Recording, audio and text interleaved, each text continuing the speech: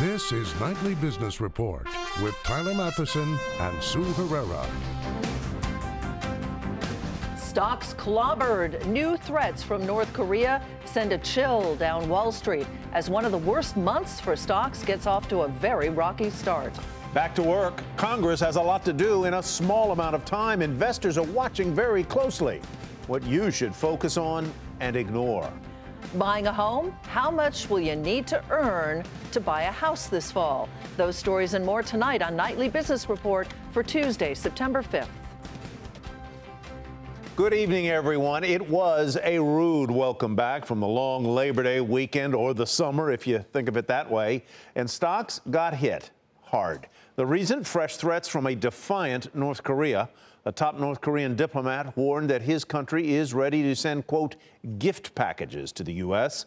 The comments come just days after that country tested its most powerful nuclear bomb yet, marking an escalation in its standoff with the United States and its allies.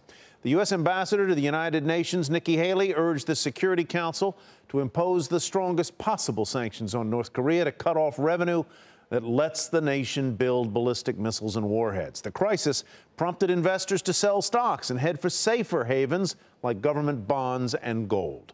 The Dow Jones Industrial Average dropped 234 points to 21,753. NASDAQ was off about 59, almost 60, and the S&P 500 pulled back 18. Seema Modi reports tonight from the New York Stock Exchange. Mounting tensions between the United States and North Korea roil global markets after North Korea conducted its most powerful nuclear test to date. Gold prices shot up to a one-year high on those geopolitical jitters. September has historically been the worst month of the year for stocks. And in the absence of any major catalysts, earnings season winding down, no major data on tap, there is a sense of nervousness today. You've got a market that's risen a lot this year, a debt ceiling looming overhead, and another big hurricane on the way. Traders are looking for an excuse to sell. Key sectors that have fueled this market higher all took a hit. Biotech, semiconductors, those FANG names, Facebook, Amazon, Apple, and Alphabet, all sharply lower. The Federal Reserve's playbook also remains in question. We saw the yield on the 10-year Treasury note sink to its lowest level since November after key Fed members said she was worried about lower inflation. Goldman Sachs is responsible for a quarter of the Dow's decline. We've managed to avert a down August, but investors will wait to see if the September swoon is here to stay. For Nightly Business Report, I'm Seema Modi, the New York Stock Exchange.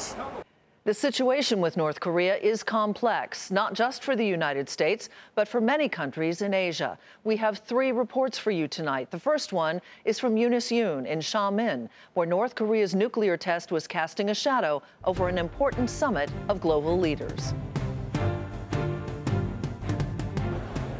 The 5 nations that make up the BRICS have wrapped up their 3-day summit with a communique that includes a condemnation of North Korea's nuclear test. In the Xiamen Declaration, Brazil, Russia, India, China, and South Africa jointly said they deplored the test and hoped it would be resolved through peaceful means and dialogue. During the summit, China's President Xi Jinping addressed some of the geopolitical tensions in the region, including North Korea. He and Russia's President Vladimir Putin agreed to appropriately deal with Pyongyang over its nuclear test. President Xi also met with India's Prime Minister Narendra Modi in the hopes of smoothing over a months-long conflict over territory in the Himalayas. President Xi has been using this forum as a way to showcase China's growing leadership role in the developing world and to burnish his own image as a champion of globalization, in contrast to President Trump's America First agenda. At the conference, President Xi emphasized the need to ward off rising protectionism and embrace multilateral trading systems. He also said BRICS nations, which comprise of about 40% of the world's population, should tighten economic ties and increase the voice of all emerging economies as a way to usher in what he described as a new golden decade for the BRICS. For Nightly Business Report, I'm Eunice Yoon in Xiamen.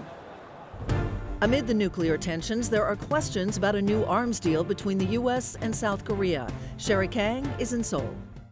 The Trump administration says that there could be an arms deal with South Korea that's worth billions of dollars, but Seoul says not that we know of. South Korea's presidential office has disputed the White House press release that said President Trump has given a conceptual approval for this deal, saying that it understood it to be Washington's expression of support for South Korea's national defense. But one thing both countries were able to confirm is the two leaders' agreement to throw out the restrictions on South Korea's missile payload capabilities as South Korea is trying to beef up its national defense in the face of all these missile tests, as well as the latest nuclear test by North Korea. In the meantime, though, North Korea may be keeping at it. South Korean officials say there are signs that the regime could be getting ready for yet another ballistic missile launch. For Nightly Business Report, I'm Sherry Kang in Seoul. Akiko Fujita is in Tokyo tonight with the reaction to North Korea's nuclear test. Speaking to reporters today, Defense Minister Itsunori Onodera said this latest test from North Korea was significantly larger than initial Japanese government estimates. Upon further review, Onodera said he believed the size of the explosion was 120 kiloton. That's roughly 8 times the size of the nuclear bomb that was dropped on Hiroshima. Now, considering the size of this explosion, the minister said the Japanese government now believe there is a strong possibility this was, in fact, a hydrogen bomb. We did hear from Prime Minister Shinzo Abe today, warning of further provocations, saying the Japanese needed to remain vigilant, and reiterated the government was doing everything they can to keep the Japanese citizens safe. And the Nikkei Daily here raised some eyebrows with a headline that suggested the government had begun drawing up plans for evacuating roughly 60,000 Japanese citizens over on the Korean Peninsula in case of an all-out war. Now, these are plans the government has been considering since April amid constant provocations from North Korea. According to the Nikkei, the evacuation would include finding shelters for the Japanese as well as limiting travel to the peninsula. For Nightly Business Report, Akiko Fujita, Tokyo. From Asia to Washington, where some very thorny issues await lawmakers as they return from their summer recess. And there are only a small number of working days to get these things done. But the day did start with a fresh rift between the White House and the business community. Today, the Justice Department said it wanted to end a program that protected people brought illegally to the U.S. as children unless Congress steps in within 6 months. The Attorney General gave some reasons why. The effect of this unilateral executive amnesty, among other things, contributed to a surge of minors at the southern border that yielded terrible humanitarian consequences. It also denied jobs to hundreds of thousands of Americans by allowing those same illegal aliens to take those jobs. Some of the largest companies don't want the so-called DACA program scrapped. They signed a letter calling these people vital to the future of the U.S. economy. According to the Center for American Progress, the loss of those workers would wipe out potentially hundreds of billions of dollars from U.S. gross domestic product. The impact would be felt unevenly across the country. California would supposedly take the biggest hit of more than $11 billion, followed by Texas, Illinois, New Jersey, and Florida. The other issues that Congress have to resolve include funding emergency aid for the victims of Hurricane Harvey, averting a U.S. debt default, and renewing government funding to avoid a shutdown. There is also the question of funding Obamacare cost-sharing subsidies, and the president has said that he wants members to start working on tax cuts. Jeff Bush is partner at the Washington Update, and he joins us now. It's nice to have you back, Jeff. Thank you, Sue. Last time you were on, you said it's a question of what Congress has to do versus what Congress wants to do. That was before Harvey. That has kind of thrown a wrench into everything. So what now do they have to do? Well, it was before Harvey, but it was also before this DACA announcement. It was also before we've ramped up this North Korean discussion. So our predictions of a lot of market volatility in September have simply been amplified by these new issues coming out over the last week. Now, what needs to get done is that debt ceiling needs to be raised. Obviously, we don't want to play around with the borrowing strength of the United States and the wherewithal of our credit rating. But in addition to that, you at least have to put forward a continuing resolution at the end of the month to keep funding the government. We think the risk of a government shutdown has narrowed slightly, and some of that is because of these ancillary issues. Do you expect them to get the debt ceiling vote through, as most on Capitol Hill do expect? We've been at this kind of brink before. Well, I think we do. We have always said the United States will not default on our debt. The question was, how are we going to get to that point where we pass the debt ceiling increase? By marrying the Harvey funding and so forth with the debt ceiling increase, that obviously will bring some more broader support for that measure. Will it, though, be one of those situations that we've seen in the past where we go up to the 11th hour? It wouldn't be Washington, D.C. if we didn't go up to the 11th hour. But I think, quite honestly, the Harvey funding bill and the financial support for Harvey victims, that will accelerate that process. I think we're more likely than not to get that vote this week yet. All righty. Jeff, thank you so much. Jeff Bush with the Washington Update. Well, from Washington's list of things to get done to North Korea's missile threat, there are a lot of important issues for investors like you to process. So how and where should you focus your attention, and what can you afford maybe to pay a little less attention to? Mark Lehman is president of JMP Securities, and he's here now with us to discuss. Jeff Bush teed up an awful lot of the items that are on the congressional to-do list. The North Korean issue is looming out there. How do I process all of this information that could clearly have an impact on my portfolio? It's hard. I mean, like you just outlined, there are a myriad of things to worry about and probably some things we haven't even thought of yet. So we have had a good run in the market, as you know, year to date. We took a little bit of a breather through August, and then last week when it was quiet, the market came strongly back to near record highs. Today was, I think, a reminder that there's a lot of issues on the tape. I think it's time for investors, once again, to look at their portfolios, realize what has worked, realize potentially what had higher expectations and maybe won't work quite as much as people thought. Take stock and watch the next 3 or 4 weeks as we get into the fourth quarter.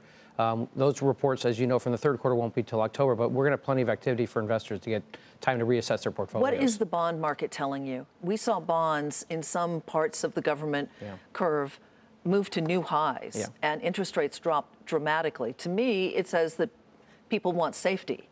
It's a couple things. I think that people do want safety. I think there's definitely growth that I think will be tempered by the storm and potentially by Irma as well. I think the potential that job creation, albeit strong, will not accelerate. I think all those things are tied up here, and that flight to safety, obviously, that you mentioned. I think I have been a rare person who has said that the 10-year is not going to 3% anytime soon. May not be for the next several years. I think that bond market is telling you today it's closer to 2% than it is to 3%. You mentioned that you were looking at some trades or some positions that had worked, some that hadn't, that maybe you don't want to walk away, that maybe you'd want to jettison now. Enumerate what those are, the ones that seem solid and the ones that seem less so. So what we've seen through the August timeframe is you've seen some of the, and getting back to a term we frankly heard a lot of in the summer and haven't heard a while, with the FANG stocks. And there's going to be a time probably in the next 3 or 4 weeks until they report that those stocks will be under some pressure.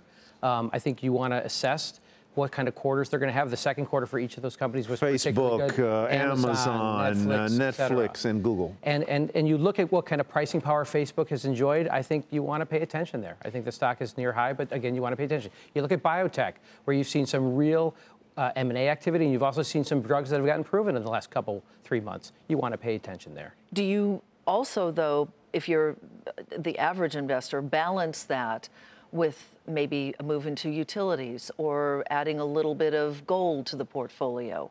I think investors have to decide that placing all your bets in one basket is never a good idea. And I think if those who thought rates are going higher and you've got to be in only tech stocks and you've got to stay away from banks, et cetera, that's never been a good idea. I think you do want to balance it. But where the market has worked, I think you want to stay there. Mark, thanks. Thank you. Appreciate it. Mark Lehman, JMP Securities. Appreciate it. Still ahead, returning home, but how much of the damage is covered by insurance?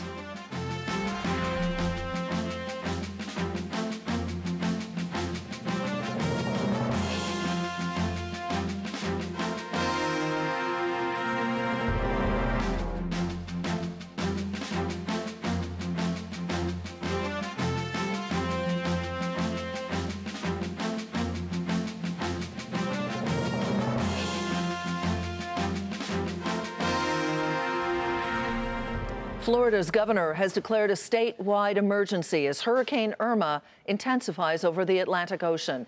The storm is now a powerful Category 5 and could potentially make landfall later this week, though its direct path is not yet entirely clear. But Irma's impact is already being felt in the stock market. Shares of home insurers with exposure to Florida fell sharply today. HCI Group posted its biggest ever one-day percentage drop. Heritage hit record lows. Universal Insurance was off 14%. United Insurance was off 7%. But it wasn't just the Florida insurers. The broader sector was hit today as well. Meantime, in Houston, homeowners and businesses continue to assess the damage there and continue to check their insurance policies in the aftermath of Hurricane Harvey. Morgan Brennan is on the ground.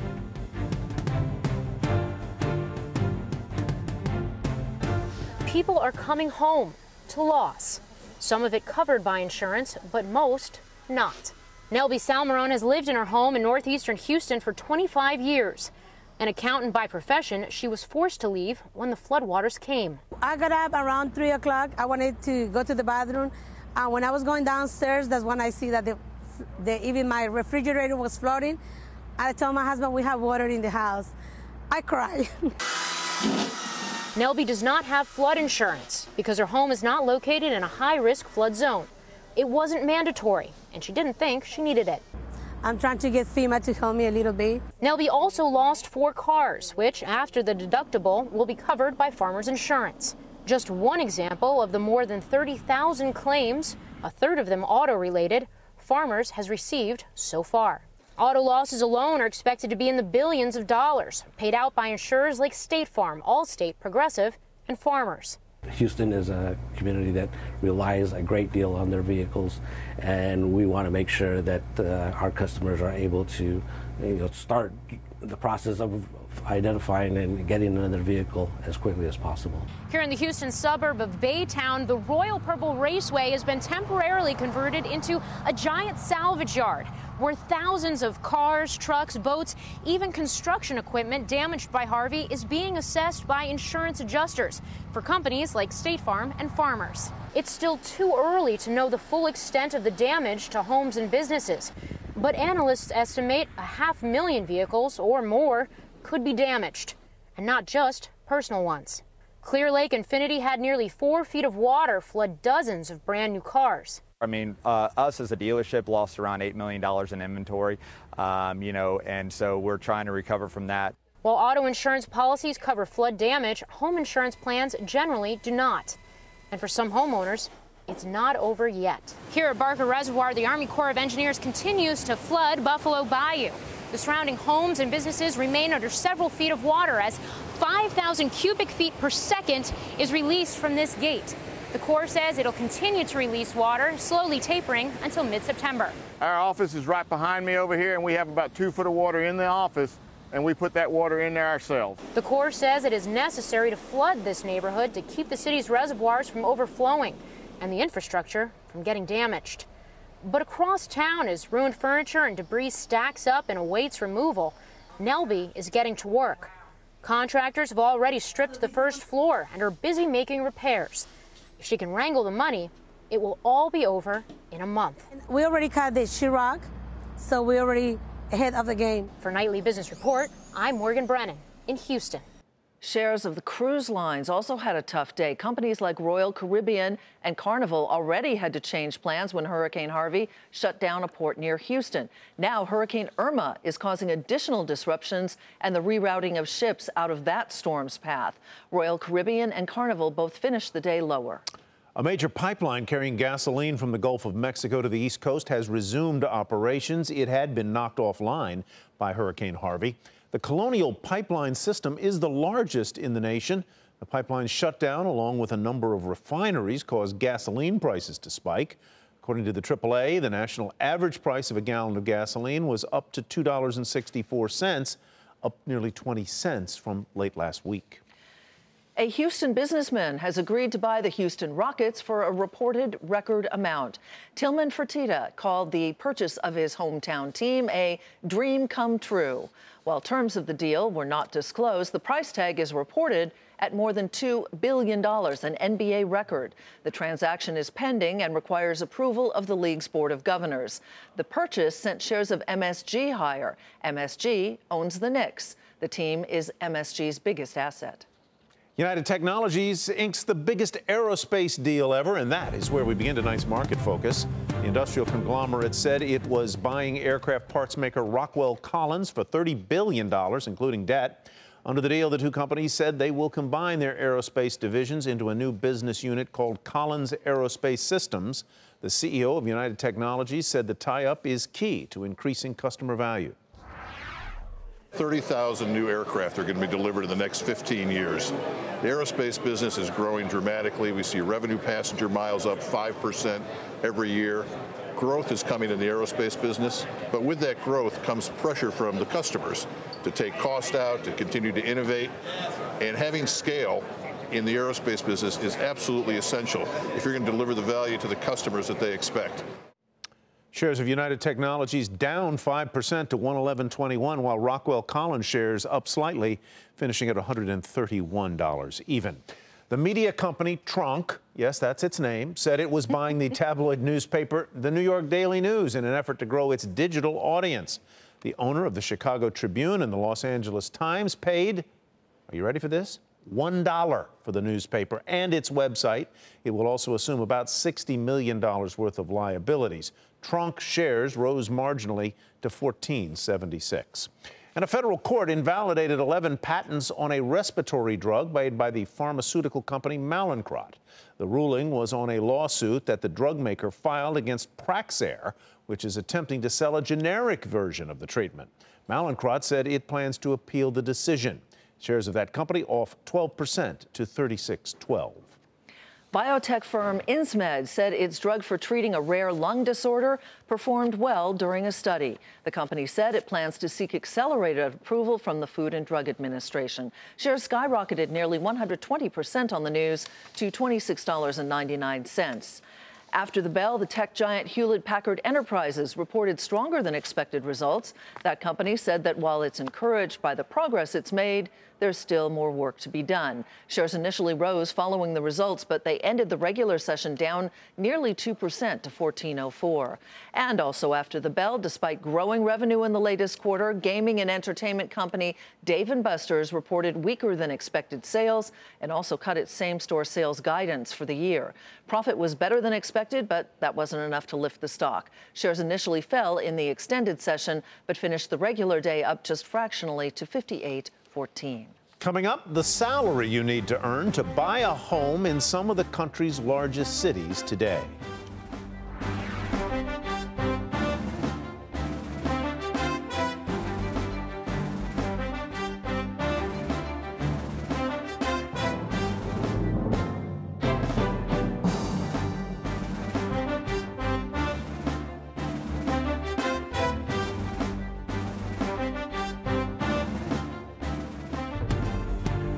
Here's a look at what to watch tomorrow. The Fed will release its Beige Book. That's an anecdotal look at economic conditions around the country.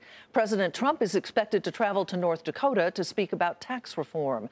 And with interest rates sitting at historic lows, we'll find out how many home buyers, I should say, are applying for a mortgage. The maker of the mobile phone game Angry Birds is planning an initial public offering. Finland's Rovio Entertainment saw rapid growth after the launch of the original Angry Birds way back in 2009. The company licensed the brand for use on toys and clothing. The business then slowed, but a movie release last year helped revive the brand. And Rovio says it expects sales and profits to increase significantly this year.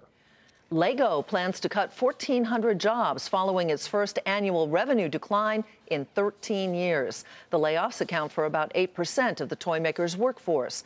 The Danish company says the overhaul is part of a strategy to simplify its operations and turn around sales in the U.S. and parts of Europe. Labor Day weekend marks the start of the fall housing market. The first-time home buyers tend to be more active this time of year, but this fall may be different. Diana Olick explains. Home prices are rising so fast today that nearly half of the nation's 50 largest housing markets are now considered overvalued. That is, home prices are at least 10% higher than the long-term sustainable level with current incomes. Home prices annually jumped 6.7% in July, the latest reading, due to an historic lack of homes for sale. So given these sky-high prices for shoppers starting out in the fall market, some sobering stats on what salary you need to buy a home. By midsummer, nationally, you needed just over $56,000 to buy the median-priced home. That's up 10% from just the start of the year. HSH, a mortgage website, calculated that based on principal, interest, insurance, and taxes using a 30-year fixed-rate mortgage at just over 4%. The priciest market, no surprise, San Jose, California, where you need $221,000 to buy the median-priced home. San Francisco's not far behind. Compare that to New York City, where you need less than half that, just over $99,000 in annual salary to buy the median-priced home. Boston, Seattle, and D.C. are not far behind, all in the 90,000s. On the cheaper side, of course, Cleveland, the most affordable housing market, where you need just over $36,000 in salary, and also Charlotte, Minneapolis, and Dallas are pretty affordable. But in both Charlotte and Dallas, that necessary salary is up over 10% compared to a year ago. The numbers will only increase and affordability worsen until there are more homes for sale.